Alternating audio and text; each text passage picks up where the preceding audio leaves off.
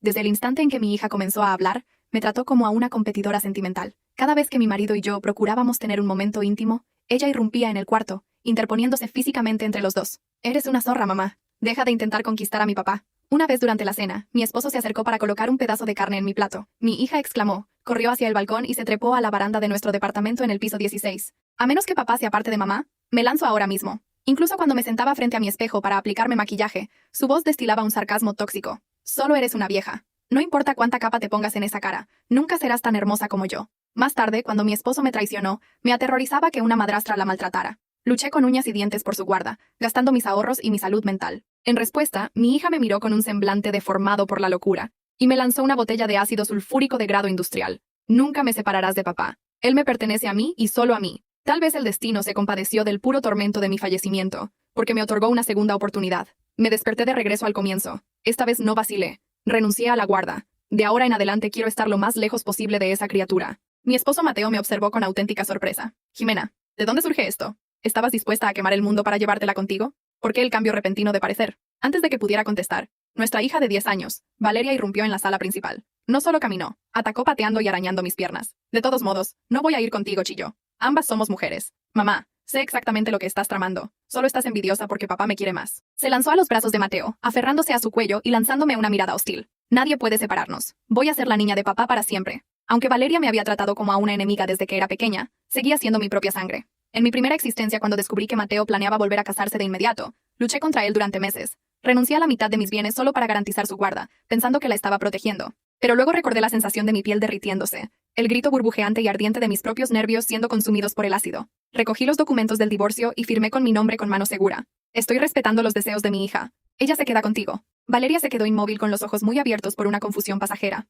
Me moví para finalizar los papeles. Se arrojó hacia adelante, arrebatando los documentos de la mesa de centro. Eres una esposa descartada. ¿Cómo te atreves a intentar quitarle el dinero a papá? No tienes vergüenza, ladró. Dijiste que me comprarías todos esos vestidos de diseñador. No le des ni un centavo a esta vieja. Abrazó la pierna de Mateo, su voz convirtiéndose en un arrullo dulce y manipulador, diciéndole que un fracaso de mujer como yo no merecía un acuerdo. No tenía idea de la infidelidad de Mateo, ni le importaba que yo tuviera derecho legal a un pago de 7 cifras. Él no la corrigió. En cambio, se apoyó en el rol de padre noble que tanto adoraba. Soy demasiado bondadoso, Valeria. No me atrevo a ser demasiado cruel con tu madre, incluso si no se lo merece. Le acarició el cabello. Sé que te preocupa lo duro que trabajo por nuestro dinero. Realmente eres mi angelito. Al verlos interpretar este retorcido dúo, sentí una risa fría burbujeando en mi pecho. Mateo fue el verdadero creador de este monstruo. Nunca corrigió su conducta. Alimentó sus fantasías con infinita tolerancia, hasta que su mente se convirtió en un laberinto competitivo y retorcido. Finalmente, logró convencer a Valeria para que saliera del cuarto. En el momento en que se fue, se inclinó y susurró. Jimena, no le menciones las nuevas nupcias a Valeria todavía. Me preocupa que sea demasiado frágil para manejarlo en este momento. Cuando sea el momento adecuado, la presentaré a su nueva mamá. Valeria, felizmente inconsciente, estaba actualmente en el pasillo celebrando su triunfo. Había arrancado nuestra foto de boda de la pared y estaba saltando sobre mi cara en la imagen, sus tacones perforando el cristal. Sí, finalmente gané. La rival se ha ido. Al observarla sentí un profundo sentido de desapego. Ya no era solo sufrimiento, era compasión. Me preguntaba si seguiría sonriendo cuando se diera cuenta de que estaba a punto de enfrentarse a una competidora completamente nueva, una que no compartía mi instinto maternal. Valeria me sorprendió mirando. Se rió, un sonido estridente y burlón. Estás envidiosa a partir de hoy, papá. Es todo mío. No dije una palabra. Entré al dormitorio y comencé a empacar, dado que había optado por un acuerdo en efectivo en lugar de la casa. Y debido a que Mateo estaba aterrorizado de que hubiera cambiado de opinión durante el periodo obligatorio de reflexión de 30 días requerido por las leyes de nuestro estado, teníamos un acuerdo de que me quedaría en el cuarto de invitados durante el mes mientras finalizaba mi nuevo departamento. Cuando Valeria me vio moviendo mis cosas a la habitación pequeña en lugar de salir de la casa por completo, se volvió loca. ¿Por qué no sacas tus maletas? Estás tratando de quedarte aquí y pudrirte,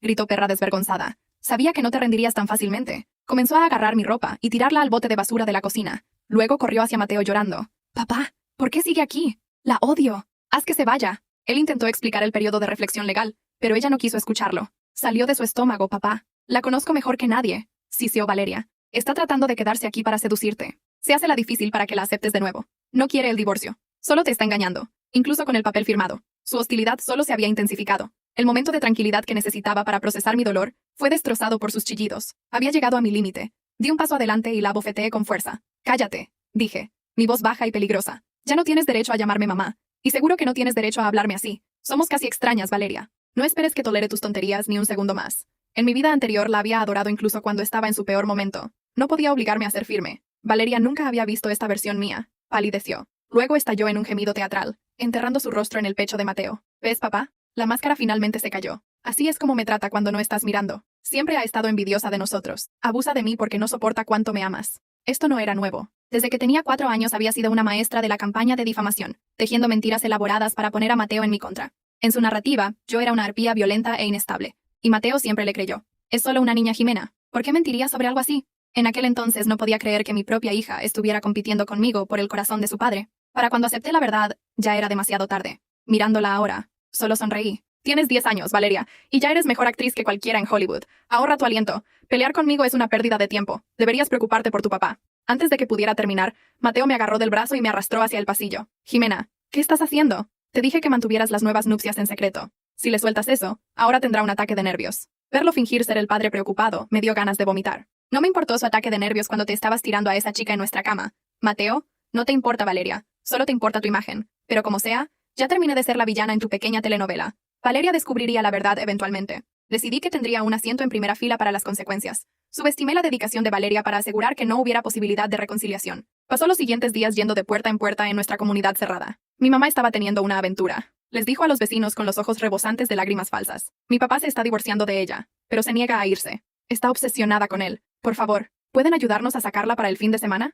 Los vecinos susurraban mientras caminaba hacia mi auto. Nunca lo hubiera adivinado. Escuché decir a la señora Hernández desde el otro lado de la calle. Parecía tan respetable, pero andaba por ahí acostándose con otros. Incluso su propia hija no soporta mirarla a los ojos. Yo era el fracaso definitivo. Una esposa infiel, una madre odiada, una mujer cuya vida se había derrumbado bajo el peso de sus propios pecados. Mateo, preocupado de que yo pudiera estallar y volar su tapadera, finalmente intentó jugar al pacificador. Es solo un malentendido. Todos. No escuchen los desvaríos de una niña. Estamos manejando nuestros asuntos privados. Valeria estaba furiosa. Papá, ¿por qué la defiendes? Estoy haciendo esto por ti. Se volvió hacia mí con el rostro contorsionado. Desde que le dije que no podía llamarme mamá, comenzó a usar mi primer nombre como un insulto. Escucha, Jimena, este divorcio está sucediendo. Me aseguraré de que nunca tengas la oportunidad de regresar arrastrándote. Mateo, finalmente empujado por la vergüenza social, le gritó. Suficiente. Esto es asunto de adultos. Ve a tu habitación y quédate ahí. Los ojos de Valeria se llenaron de lágrimas reales esta vez, pero no culpó a Mateo por gritar. Giró su rabia directamente hacia mí. Es todo tu culpa. Si no tuviera una madre tan patética,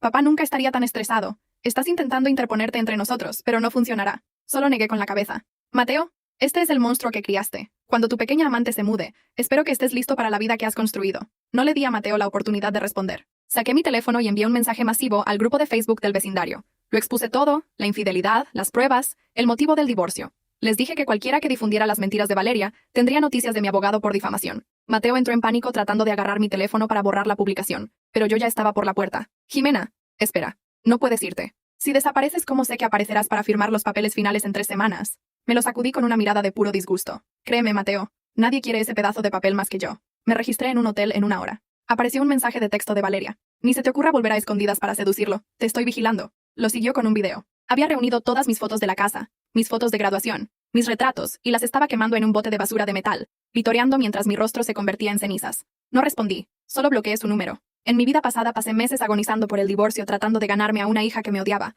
Esta vez me sentí ligera. Pasé las siguientes 3 semanas en un spa de lujo. Fui al gimnasio y organicé una fiesta de libertad para mis amigos más cercanos. Para cuando terminó el periodo de reflexión y nos reunimos en la oficina del abogado, me veía radiante. Valeria me fulminó con la mirada, escaneando mi rostro. Realmente hiciste todo lo posible para intentar recuperarlo, ¿verdad? Botox, cabello nuevo, ríndete, Jimena. Nunca volverá. A partir de ahora, soy la única chica en su vida. Se aferró al brazo de Mateo como una esposa trofeo. No dije una palabra. Recogí mi copia de la sentencia de divorcio, besé el sello y salí. Compré un nuevo condominio al otro lado de la ciudad y comencé mi vida. Pero una semana después de mudarme, llamaron a mi puerta a las 2 de la mañana. Era la policía, señorita García. Encontramos a su hija deambulando por las calles. ¿Por qué está sola a esta hora? Antes de que pudiera procesar la pregunta, Valeria empujó al oficial e irrumpió en mi sala de estar, con los ojos moviéndose de un lado a otro salvajemente. ¿Está papá aquí? No volvió a casa esta noche, así que debes haberlo escondido. Comenzó a abrir de golpe las puertas de mi armario, arrojando mi ropa recién organizada al suelo. Una ira cálida y familiar estalló en mi pecho. La agarré por la cola de caballo y la empujé hacia el oficial de policía.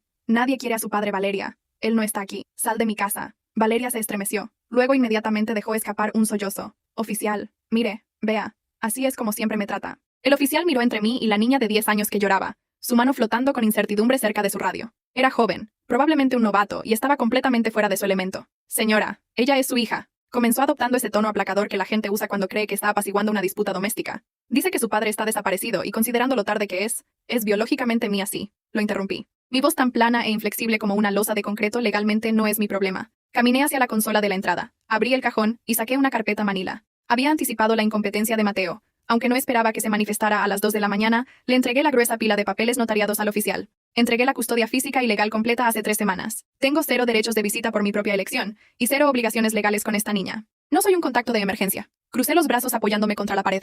En cuanto al paradero de su padre, no está desaparecido. Está exactamente donde ha estado todos los martes y jueves por la noche durante los últimos 2 años. Valeria dejó de llorar falsamente. Me espió a través de sus dedos. El brillo malicioso en sus ojos fue reemplazado brevemente por una confusión genuina. ¿De qué estás hablando? Papá trabaja hasta tarde. Está en la oficina. Solté una risa corta y seca. Oh, Valeria, tu papá no ha trabajado hasta tarde desde que estabas en el jardín de infantes. Volví mi atención al oficial que actualmente estaba mirando la renuncia a la custodia con los ojos muy abiertos. Oficial, si quieres sacar a esta niña de mi propiedad y devolverla a su tutor legal, conduzca hasta la calle Olvera número 442, apartamento 4B. El nombre en el timbre es Aitana Vargas. Encontrará a Mateo allí. ¿Estás mintiendo?, chilló Valeria abandonando el acto de víctima indefensa. Al instante se abalanzó sobre mí, sus uñas enganchadas como garras, pero el oficial la atrapó por la cintura. Se agitó contra su agarre, su rostro volviéndose de un feo rojo moteado. Solo estás tratando de alejarme de él. Le pegaste, bruja fea. Lenguaje, espetó el oficial, su simpatía por ella evaporándose mientras le pateaba la espinilla. Me miró cansado y arrepentido. Siento la molestia, señorita García.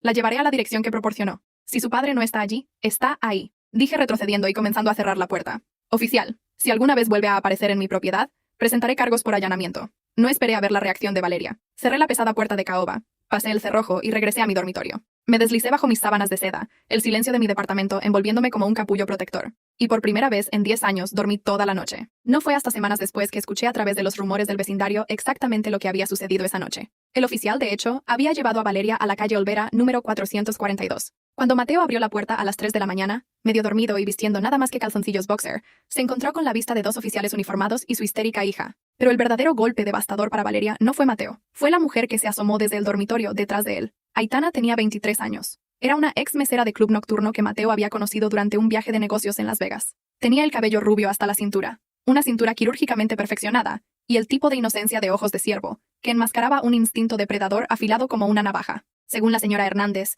que todavía vivía al lado de Mateo y había observado las consecuencias desde su ventana, Valeria había perdido la cabeza, había gritado, se había arrojado sobre Aitana y tuvo que ser restringida físicamente por Mateo. Mientras los policías amenazaban con llamar a los servicios de protección infantil, Valeria había pasado toda su corta vida convencida de que yo era la villana, la intrusa envejecida que la alejaba de la devoción indivisa de su padre. Ahora la verdadera rival dio a la luz, y a diferencia de mí, Aitana no poseía ni una onza de culpa maternal. Durante los siguientes 6 meses me enfoqué por completo en mi propia vida. Tomé el acuerdo de 7 cifras que Mateo había aceptado tontamente, desesperado por casarse con Aitana antes de que se notara su inminente embarazo, y lo invertí. Abrí una firma boutique de consultoría de arte en el centro. Actualicé mi guardarropa, comí bien, hice ejercicio y vi cómo el cansancio se desvanecía de mi rostro. Cuando me miré en el espejo, ya no vi a la mujer demacrada y derrotada que había muerto quemada en un charco de ácido. Vi a una extraña que estaba feroz y sin disculpas viva. Pero escapar del radio de la explosión no significaba que no pudiera sentir los temblores. La vida de Mateo, como era predecible, se estaba desintegrando. Sin mi apoyo, el hogar, sus finanzas y los estados de ánimo erráticos de Valeria. Su noble fachada se desmoronó. Aitana se mudó a nuestra antigua casa al día siguiente de que se finalizara el divorcio. Valeria inmediatamente fue a la guerra. Intentó las mismas tácticas que había usado conmigo. Cuando Aitana pasó 3 horas preparándose para una cena con Mateo, Valeria se escabulló en el baño principal y vertió lejía en la costosa base de maquillaje personalizada de Aitana. En mi vida anterior, cuando Valeria destruía mis cosas, Mateo suspiraba, le acariciaba la cabeza y me decía que solo estaba actuando mal porque necesitaba atención. Se esperaba que yo me tragara mi ira. Aitana no se tragó su ira. Aitana esperó hasta que Mateo se fue a trabajar. Marchó a la habitación de Valeria y tomó tijeras para todo el guardarropa de diseñador de Valeria, los mismos vestidos de los que Valeria se había jactado de conservar. Cuando Valeria llegó a casa de la escuela y encontró su ropa destrozada en el suelo, tuvo una rabieta violenta. Esperó a que Mateo llegara a casa e inmediatamente se aferró a su pierna, sollozando sobre la malvada madrastra. Aitana ya había jugado su mano. Recibió a Mateo en la puerta vistiendo una de sus camisas de vestir de gran tamaño, con lágrimas rebosando en sus enormes ojos azules, y sostuvo una prueba de embarazo positiva. Mateo Aitana había sollozado maravillosamente. Valeria está fuera de control. Destruyó su propia ropa y trató de culparme.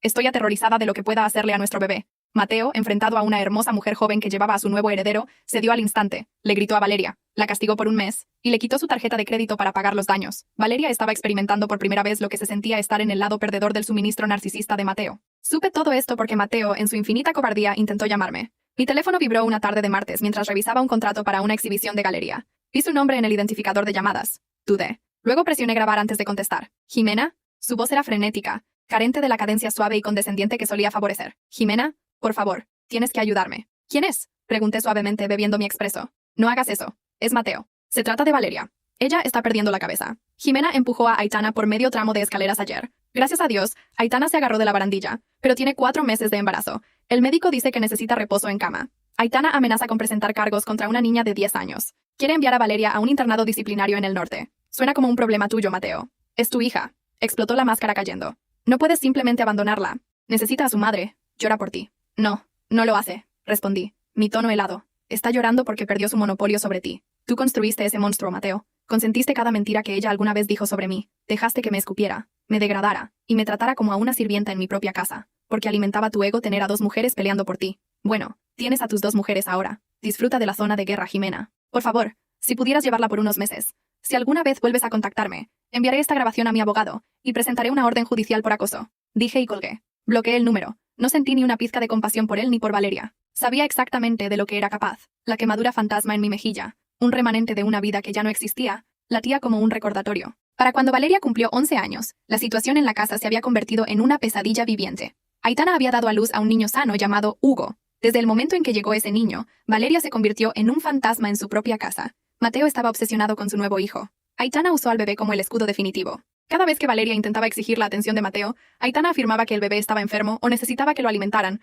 o que Valeria estaba haciendo demasiado ruido y perturbando su sueño. Las calificaciones de Valeria se desplomaron. Comenzó a ser suspendida por atacar a otras niñas en la escuela. Su paranoia se profundizó en una obsesión oscura y sofocante. Se convenció de que si tan solo pudiera deshacerse de Aitana y del bebé, Mateo volvería a amarla. Retrocedió hablando con una voz de bebé empalagosamente dulce, cada vez que Mateo estaba cerca, pero mirando con malicia desquiciada en el segundo en que le daba la espalda. Aitana, agotada por la maternidad y harta de lidiar con una hijastra salvaje, le dio un ultimátum a Mateo. Envíala lejos o me llevo al bebé y la mitad del dinero que te queda. Mateo, cuyo negocio ya estaba sufriendo por el masivo pago en efectivo que me dio y los hábitos de gasto exorbitantes de Aitana, entró en pánico. No podía permitirse un segundo divorcio. Llenó en silencio los trámites para un estricto internado psiquiátrico de encierro en el norte. No se lo dijo a Valeria. Planeaba simplemente hacer que la compañía de transporte viniera en medio de la noche y se la llevara. Pero Valeria era astuta. Siempre había sido una espía en su propia casa. Encontró los folletos en el maletín de Mateo. Vio el contrato firmado. Ese fue el detonante. La traición absoluta por parte del padre al que había adorado. El hombre por el que había sacrificado a su propia madre. Su mente frágil y retorcida se hizo añicos por completo. En su retorcida lógica, Aitana no solo le había robado a su padre. Aitana estaba tratando de borrar su existencia por completo. El clímax no me sucedió a mí esta vez. No estuve allí para soportar la peor parte de la agonía. Solo vi las secuelas reconstruidas a partir de informes policiales, artículos de noticias y los susurros horrorizados de una comunidad que una vez me había juzgado como un fracaso. Sucedió un domingo por la tarde. Aitana estaba en la cocina calentando un biberón para el bebé. Mateo estaba en la sala de estar viendo un torneo de golf. Valeria había pasado las 2 semanas anteriores utilizando los rincones oscuros de internet con mi ausencia. Mateo se había vuelto laxo con sus contraseñas. Valeria había usado su tarjeta de crédito para pedir un paquete a un casillero cerca de su escuela secundaria. Ácido sulfúrico de grado industrial. Todavía no sé cuál era su plan exacto. Tal vez quería arruinar el hermoso rostro de Aitana. El rostro que había cautivado a Mateo. Tal vez quería verterlo sobre el bebé. La policía supuso que tenía la intención de atacar a Aitana por la espalda. Valeria entró en la cocina sosteniendo la pesada botella de vidrio a su espalda. Había desenroscado la tapa. Aitana se dio la vuelta. Vio la mirada muerta y vacía en los ojos de Valeria, y notó el espeso y pesado olor químico en el aire. Aitana podrían haber estado loca, pero sus instintos de supervivencia eran agudos. Gritó dejando caer el biberón y retrocedió. Mateo saltó del sofá y corrió hacia la cocina, justo cuando Valeria balanceaba su brazo hacia adelante, en un arco amplio y violento, apuntando la boca abierta de la botella directamente al rostro de Aitana. Pero Mateo fue más rápido. Se interpuso entre ellas, tirando a Aitana al suelo de baldosas, recibiendo toda la trayectoria del líquido. Le dio de lleno en el pecho, el cuello y el lado derecho de la cara. Los vecinos escucharon los gritos desde 3 casas más abajo. No eran gritos humanos. Era el chillido gutural y primario de un animal siendo despellejado vivo. Cuando llegaron los paramédicos, encontraron a Mateo retorciéndose en el linóleo, con las manos arañando su propio rostro, arrancando piel derretida y tejido arruinado. El ácido había corroído su córnea, cegando su ojo derecho al instante, y estaba perforando su mandíbula. Aitana estaba acurrucada en un rincón, aferrada a su bebé, chillando de puro terror. Y Valeria estaba perfectamente quieta en el centro de la cocina. No estaba llorando, estaba mirando la ruina derretida y humeante del rostro de su padre, la botella destrozada a sus pies. Según el testimonio de los primeros intervinientes cuando la esposaron, ella solo seguía susurrando: «Le fallé». Papá se interpuso en el camino. El juicio fue un circo mediático. Un empresario rico y respetado, horriblemente desfigurado por su hija de 11 años. Los tabloides se lo devoraron. Indagaron en todo. Nuestro divorcio, la infidelidad de Mateo, la guerra psicológica en la casa. Aitana no se quedó en el momento en que Mateo se estabilizó en la unidad de quemados. Solicitó el divorcio. Citó trauma extremo y un ambiente inseguro. Debido a que Mateo no había firmado un acuerdo prenupcial con ella, había estado demasiado ansioso por asegurarla. Se alejó con la custodia principal de Hugo, una manutención conyugal masiva y lo poco que quedaba de los activos líquidos de Mateo. Mateo quedó como una cáscara arruinada y en bancarrota, enfrentando años de cirugías reconstructivas insoportables. Valeria, debido a su edad y la naturaleza horrible del crimen, fue evaluada por un panel de psiquiatras. La diagnosticaron con trastorno de apego reactivo severo, rasgos de personalidad narcisista y sociopatía profunda. Fue remitida a un centro psiquiátrico juvenil de alta seguridad hasta que cumpliera 18 años, momento en el que sería evaluada para su traslado a una prisión de adultos. No asistí a las audiencias. No visité a Mateo en el hospital. Me senté en mi oficina bañada por el sol, rodeada de hermoso arte, bebiendo té verde y leyendo los veredictos en mi teléfono, pero quedaba un cabo suelto. 3 meses después de la sentencia, recibí una carta por correo. Fue reenviada desde un centro estatal. La letra era irregular, frenética. Jimena, por favor, no me dejan salir. Hace frío aquí. Las otras chicas son malas, me lastiman. Papá, no contesta mis llamadas. Sé que me odias, pero eres mi madre. Tienes que venir a buscarme, por favor. Lo siento muchísimo. Te amo, mamá. Ven a buscarme, Valeria. Miré fijamente el pedazo de papel. En mi vida pasada, esas palabras me habrían roto. Habría movido cielo y tierra, gastado cada moneda de 10 centavos que tenía para salvarla, para abrazarla, para decirle que todo estaría bien. Habría creído su disculpa. Crucé mi escritorio, recogí mi elegante encendedor plateado y encendí la llama. Sostuve la esquina del papel en el fuego. Vi cómo los bordes se curvaban, se volvían negros y se desmoronaban en cenizas. Lo dejé caer en el cenicero de cristal, viendo cómo la palabra mamá se desintegraba en polvo gris. Una semana después, tuve una reunión de negocios cerca de las instalaciones. No estaba planeado, solo una coincidencia geográfica. En mi camino de regreso al aeropuerto, me encontré entrando en el estacionamiento de visitantes del hospital, donde Mateo se estaba sometiendo a su tercer injerto de piel. No entré para ofrecer consuelo. Entré porque necesitaba mirarlo una última vez. Necesitaba saber que el fantasma de mi vida pasada estaba realmente muerto. Entré en la habitación de Mateo. Estaba sentado en una silla de ruedas junto a la ventana. La mitad de su rostro estaba fuertemente vendado. La mitad visible era un mapa de cicatrices rosadas, brillantes y furiosas. Tirando de su boca, en una mueca caída permanente, su ojo derecho había desaparecido, reemplazado por un hueco hundido detrás de la gasa. Escuchó el chasquido de mis tacones en el linóleo y giró la cabeza. Su ojo restante se abrió de par en par. Jimena, raspó. Sus cuerdas vocales habían sido dañadas por inhalar los vapores químicos. Sonaba como grava triturada. Hola, Mateo. Se desplomó hacia adelante. Un sollozo, andrajoso y feo desgarrándose de su garganta. Me tendió una mano temblorosa. Jimena, Dios, tenías razón en todo. Es un monstruo. Aitana se llevó todo. No me queda nada. Tengo mucho dolor. Me quedé justo fuera de su alcance. Miré al hombre que me había manipulado, que se había quedado de pie, y sonreído mientras su hija me hacía pedazos, que había planeado descartarme por un modelo más joven mientras desfilaba su nobleza ante el mundo. Lo sé, dije suavemente. Por favor, lloró un sonido patético y roto. Estoy tan solo. Puedes quedarte un ratito. Por los viejos tiempos solíamos amarnos. Sentí una sonrisa fría extenderse por mi rostro. Era genuina. Era la sonrisa de una mujer que había caminado a través del fuego y emergido completamente intocable. Nunca nos amamos, Mateo. Amabas cómo te servía. Y Valeria amaba cómo podía usarte para destruirme. Ustedes dos estaban hechos el uno para el otro. Me di la vuelta sobre mis talones. Jimena, espera, por favor. Graznó agitándose en su silla. No me dejes aquí así. Disfruta de tu vida, Mateo. Dije sin mirar atrás. Es exactamente la que construiste. Salí del hospital, las puertas automáticas deslizándose para dejar entrar el brillante y cálido sol. Me puse mis gafas de sol, subí a mi auto y me incorporé a la autopista. No encendí la radio, solo escuché el zumbido del motor y el hermoso y silencioso sonido de mi propia respiración constante. Delante de mí, el camino estaba despejado, interminable y completamente mío. Habían pasado 4 años desde aquel día en el hospital, en el que miré por última vez el rostro destrozado de Mateo. 4 años en los que mi vida se transformó en algo que la Jimena del pasado apenas habría podido imaginar. Mi firma de consultoría de arte, Galería Eclipse, se había convertido en una de las más respetadas del país. Tenía contratos con coleccionistas privados en Madrid, Miami y Sao Paulo. Viajaba en primera clase, dormía en suites con vistas al mar, y lo más importante, dormía sin pesadillas. El fantasma del ácido ya no me quemaba la piel por las noches. Solo quedaba una leve cicatriz emocional que, con el tiempo, se había vuelto casi invisible. Vivía en un ático minimalista con paredes blancas y grandes ventanales que dejaban entrar la luz del atardecer. Había aprendido a cocinar platos sofisticados, practicaba yoga al amanecer y tenía un círculo pequeño pero leal de amigas que nunca preguntaban por mi pasado. Cuando alguien lo hacía, yo sonreía con elegancia y cambiaba de tema. Esa vida ya no me pertenece, respondía siempre. Una tarde de otoño, mientras revisaba catálogos para una exposición de esculturas contemporáneas, recibí una llamada de un número desconocido. Normalmente no contestaba, pero algo en la insistencia del timbre me hizo deslizar el dedo sobre la pantalla. ¿Jimena García? La voz era femenina, profesional y fría. Soy la doctora Elena Morales, directora del Centro Psiquiátrico Juvenil de Alta Seguridad, Horizonte Norte. Llamo respecto a su hija, Valeria García. Sentí un leve pinchazo en el estómago, pero nada más. Ningún torrente de culpa. Ningún impulso maternal extinguido hacía mucho tiempo. Legalmente no tengo hija, respondí con calma. Renuncié a todos mis derechos y obligaciones hace más de 4 años. Cualquier asunto relacionado con Valeria debe dirigirse a su padre, Mateo Ruiz. Hubo un silencio breve al otro lado de la línea. Señorita García, Mateo Ruiz falleció hace 3 semanas. La noticia no me sorprendió tanto como debería. Había leído en las noticias que su salud se había deteriorado rápidamente después de la última cirugía reconstructiva fallida. Infecciones recurrentes, dolor crónico, depresión profunda. Al final, su cuerpo simplemente se rindió. ¿Y qué tiene que ver eso conmigo?, pregunté, girando la silla hacia el ventanal. El sol se ponía sobre la ciudad, tiñendo todo de naranja. Valeria cumple 18 años en 2 meses. Según la ley, debe ser transferida a un centro penitenciario de adultos o recibir una evaluación para posible libertad condicional bajo supervisión estricta. Sin embargo, como su madre biológica, aunque haya renunciado a la custodia,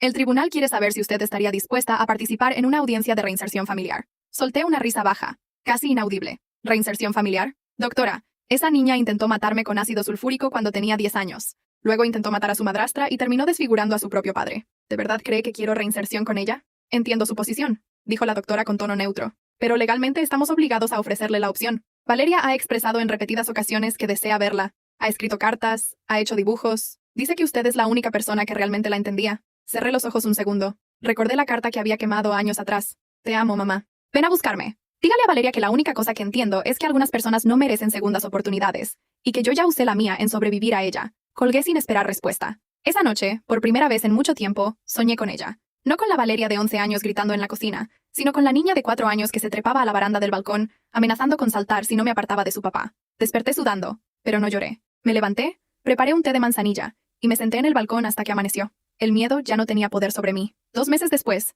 el día exacto en que Valeria cumplía 18 años, recibí otra llamada. Esta vez era del abogado de Mateo. El hombre había muerto sin testamento actualizado, y aunque Aitana se había llevado la mayor parte de lo que quedaba, existía una pequeña cuenta fiduciaria a nombre de Valeria, que ahora, al cumplir la mayoría de edad, le correspondía. Señorita García, como usted renunció a la custodia pero sigue siendo la madre biológica, el tribunal requiere su presencia para la lectura de los documentos restantes y para firmar la liberación definitiva de cualquier responsabilidad futura. Acepté ir, no por obligación moral, sino por curiosidad. Quería cerrar el círculo con mis propios ojos. El centro penitenciario para adultos al que habían trasladado a Valeria era un edificio gris y austero en las afueras de la ciudad. Me hicieron pasar por varios controles de seguridad. Cuando finalmente entré en la sala de visitas, la vi sentada al otro lado del vidrio. Valeria tenía 18 años, pero su mirada seguía siendo la misma de siempre, intensa, calculadora, con ese brillo de locura contenida. Había crecido mucho. Era alta, delgada, con el cabello negro recogido en una trenza apretada. Ya no parecía una niña, parecía una joven peligrosa. Cuando me vio, sus ojos se iluminaron con una mezcla de esperanza y resentimiento.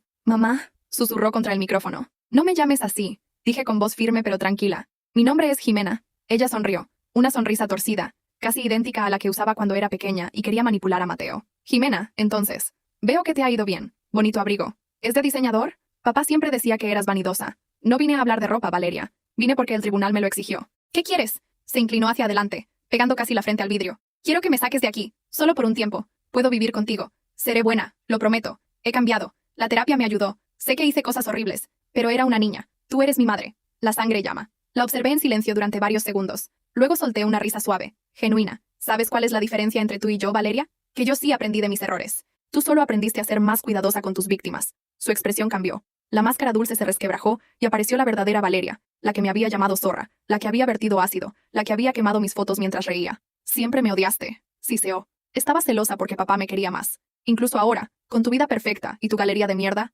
sigues envidiándome. No, Valeria, no te odio. Ni siquiera siento lástima por ti. Siento nada. Y eso es lo más liberador que he experimentado nunca. Me levanté de la silla. Firma lo que tengas que firmar. Renuncio a cualquier derecho o responsabilidad que aún pudiera quedarme sobre ti. A partir de hoy, legal y emocionalmente, eres huérfana. Que tengas la vida que construiste para ti misma. Valeria golpeó el vidrio con la palma de la mano. El guardia se acercó inmediatamente. No puedes dejarme aquí. Eres mi madre. Me lo debes. Me detuve antes de salir de la sala y la miré por última vez. No te debo nada. Tú me quitaste 10 años de mi vida. Yo te quité el resto de la tuya. Estamos en paz. Salí del centro penitenciario sin mirar atrás. El sol brillaba con fuerza. Me subí al auto, puse música suave y conduje hacia la costa. 3 años más tarde, mi vida había alcanzado una serenidad que nunca creí posible. Había conocido a alguien. Se llamaba Rafael, un arquitecto viudo con 2 hijos adolescentes que me trataban con respeto distante pero amable. No era una pasión arrebatadora como la que tuve con Mateo al principio. Era algo más tranquilo, más sano. Nos queríamos sin competencia, sin dramas, sin necesidad de destruir al otro para sentirnos vivos. Una mañana de primavera, mientras desayunábamos en la terraza de nuestra casa frente al mar,